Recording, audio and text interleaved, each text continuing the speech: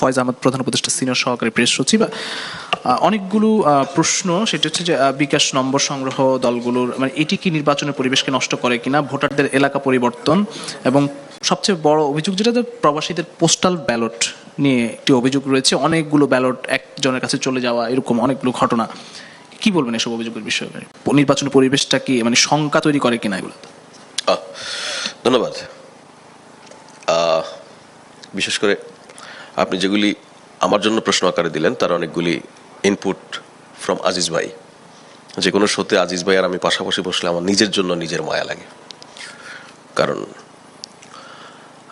আমাদের মায়েরা, বোনেরা বা আমরা যারা রান্নাবান্না করতে পারি, পছন্দ করি, তারা যখন আলু কাটতে নেই, আলু যদি খানিকটা পচা হয় সেটুকু কেটে বাকিটা আমরা ইউজ করি, কিন্তু পুরো আলু যদি পচা হয় তখন সেটা পুরোটাই ফেলে দিতে হয়। আজিজ ভাই যখন বিভিন্ন বিষয়ে অভিযোগ করছিলেন, আনফর্চুনেটলি এর কয়েকটি বিষয়ে আমার রেসপন্স করার কোনো সুযোগ নেই, বিকজ এটা পলিটিক্যাল পার্টি বা তাদের আলাপ আলোচনার বিষয়। সরকারেরও কিছু বিষয় নিয়ে যখন বলছিলেন বা ইলেকশন কমিশনের কিছু বিষয় বলছিলেন বা প্রচলিত কিছু আলাপ আলোচনার প্রেক্ষিতে যখন বলছিলেন, তখন প্রথম দিকে আমি নোট নিচ্ছিলাম, এটার একটা রেসপন্স আছে, পরে আরেকটা নোট নিলাম, এটারও একটা রেসপন্স আছে, নিতে নিতে এক পর্যায়ে আমার কাছে মনে হলো পুরো আলুটাই তো ফেলে দিতে হচ্ছে। আমি খুবই সরি। দেখেন, ধরেন আলোচনার খুব হালকা জায়গা থেকে যদি শুরু করি, বলতে বলতে আজিজ ভাই এমনও বলে ফেলছিলেন যে বাংলাদেশের পলিটিক্সের ট্রেডিশন হচ্ছে মাজার থেকে প্রচারণা শুরু করা, কোনো একদল যায় নাই কেন। মানে এটা আমি রেসপন্স করছি না, বাট আমি বলছি যে আমাদের আলোচনার মেরিটটা এই জায়গা পর্যন্ত উঠেছে অথবা নেমেছে।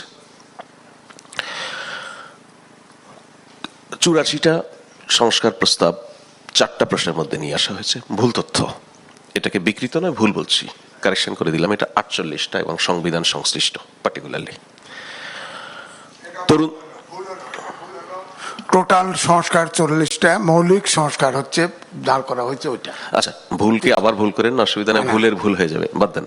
48টা সংস্কার প্রস্তাবকে 4টা প্রশ্নের মধ্যে দিয়ে বিন্যাস করে আনা হয়েছে। আমি যেটা বলছি এটা ফ্যাক্ট, ভুল ঠিক জানি না কোনটা ভুল বললেন ভাই। ওকে, তরুণদের অনেকে জিতবে প্রধান উপদেষ্টা বলেছেন, ট্রু, প্রধান উপদেষ্টা বলেছেন। পার্টিকুলারলি একটা প্রোগ্রাম যেটা তরুণদেরই একটা প্রোগ্রাম, ইউনিভার্সিটি মঞ্জুরি কমিশনের একটা প্রোগ্রাম ছিল, উনি বলেন যে আমি যে আজকে এখানে আসা, এখানে কথা বলা, এইটা এই আপনারা যারা তরুণ আছেন তাদের জন্য সম্ভব হয়েছে। তরুণরা এটা সম্ভব করেছেন, তরুণরা রাজনৈতিক দল করেছেন, তরুণরা নির্বাচন করছেন, অনেকে জিতবেন হয়তো। দ্যাট ইজ একদমই ইউথদের একটা প্রোগ্রামে, যেটা তাদেরকে এনকারেজ করার জন্য বলা, সেটা উনি বলেছেন। কিন্তু প্রেক্ষাপটটা যদি পাল্টে দিই আমরা, সেটার সঙ্গে যদি অন্য একটা পার্সপেক্টিভকে যুক্ত করে দিই, তাহলে এটার মানে ভিন্ন দাঁড়ায়। আর এটার সঙ্গে ভাই যুক্ত করেছেন যে অনেকে মন্ত্রী হবেন, এটা উনি বলেননি।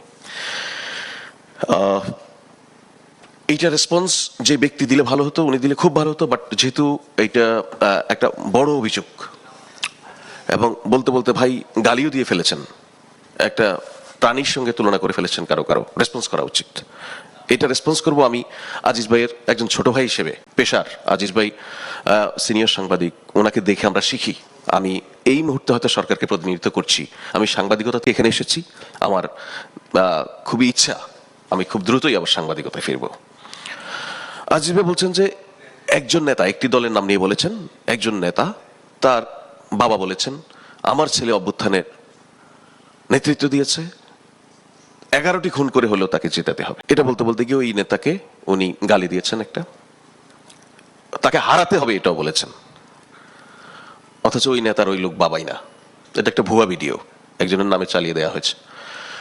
তো আমি প্রত্যাশা করব যে সাংবাদিক হিসেবে আমরা যেটা করি, সোশ্যাল মিডিয়া স্পেসে অনেক কিছু আসবে, আমরা ক্ষুদ্র মানুষ, আমরা বললে খুব বেশি হয়তো অসুবিধা নেই, কিন্তু আজিজ ভাইদের মতো লোকেরা যারা সিনিয়র সাংবাদিক, যারা প্রাজ্ঞ মানুষ, যাদের কথার আলাদা গুরুত্ব সোসাইটিতে আছে, যেটা স্প্রেড করে একদম প্রান্তিক পর্যায় পর্যন্ত, ওনারা যখন বলবেন তখন আর একটু খোঁজ খবর নিয়ে বলবেন। আর এখন একটা মোবাইল অপারেটর বা মোবাইল ব্যাংকিং অপারেটরের নাম্বার টাম্বার নিয়ে যেটা বলা হচ্ছে এনআইডি কালেকশন, আমি যদি মানে ওই মোবাইল ব্যাংকিং অপারেটরের লোক হইতাম, আমি খুবই খুশি হইতাম। এই মুহূর্তে বাংলাদেশের সম্ভবত এই মুহূর্তে বিনা পয়সা সবচেয়ে বেশি বিজ্ঞাপন তাদের হচ্ছে। প্রতিনিয়ত পলিটিক্যাল ইয়েতে, র্যালিতে আলোচনা হচ্ছে এই মোবাইল ব্যাংকিং অপারেটরের নাম, টকশোতে আলোচনা হচ্ছে। টু সাম এক্সটেন্ট এটা পলিটিক্যাল পার্টি অ্যান্সার করবে। ইলেকশন কমিশন অলরেডি রেসপন্ডিং, তারা ওয়ার্ক করছে এই বিষয়ে। পার্টিকুলার ওই অর্থে লিখিত ওরকম কোনো কমপ্লেন পাওয়া যায় নাই।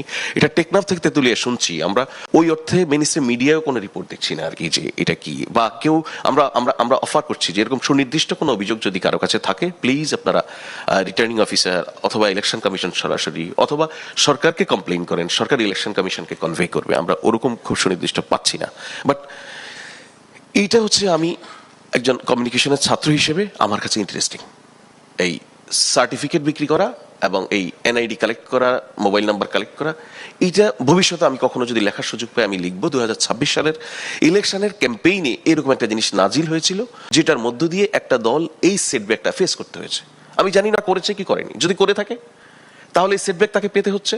যদি না করে থাকে, সারা দুনিয়ায় এবং বাংলাদেশের যতগুলি ইলেকশন, প্রত্যেকটা ইলেকশনে আপনি কোনো না কোনো একটা টোটকা খুঁজে পাবেন যেটা এক দলকে ভীষণভাবে ডুবিয়ে দিয়েছে বা একজন পার্টিকুলার ক্যান্ডিডেটের ক্ষেত্রে ভীষণ ক্ষতি করে ফেলেছে। অনেক এক্সাম্পল পাওয়া যাবে। মেবি এই দুইটা আলোচনা আমাদের ভবিষ্যতের নির্বাচনের, যখন এই নির্বাচনের প্রচারণার সংস্কৃতি নিয়ে কথা বলবো, এটা এক্সাম্পল হিসেবে আসবে।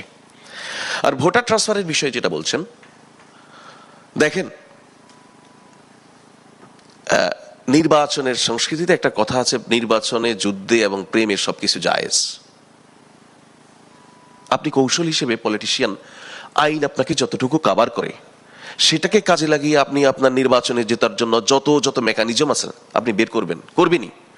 ধরুন জনাব তারেক রহমান বিএনপি চেয়ারম্যান, তার ইলেকশন ক্যাম্পেইনের বা ইলেকশনে যেই সমাবেশগুলি উনি অ্যাড্রেস করছেন, এখানে আপনি খেয়াল করছেন কোনো মঞ্চে উনি ডায়াস সরিয়ে দিচ্ছেন, উনি ডায়াসে দাঁড়িয়ে কথা বলছেন না, উনি পিপলের সঙ্গে ডিরেক্ট কানেক্ট করতে পছন্দ করছেন, অডিয়েন্স থেকে মানুষকে নিয়ে এসে। That is the strategy. উনি ভাবছেন যে এই সময়কার মানুষ ওই নেতা ডায়াসে দাঁড়িয়ে আঙুল তুলে কথা বলছে, এই যে এপিক পিকচার হবে, একটা ছবি হবে সুন্দর, এটা আর মানুষ হয়তো পছন্দ করে না।